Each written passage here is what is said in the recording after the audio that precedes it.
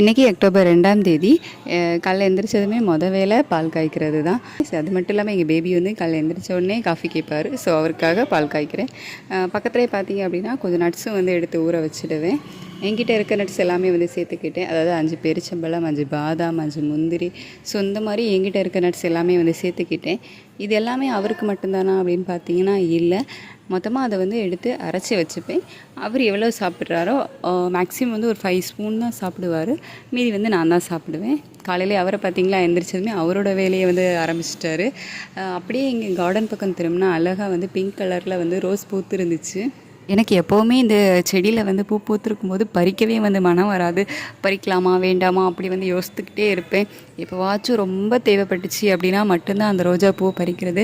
மற்றபடி செடியில் வச்சே அழகு பார்க்குறது தான் எனக்கு ரொம்ப பிடிக்கும். இந்த ரோஜா பூவில் தேன் எடுக்கிறதுக்காக அழகாக ஒரு தேனீச்சி காலையிலே சுற்றி சுற்றி வருது பாருங்கள், க்யூட்டாக இருக்குது.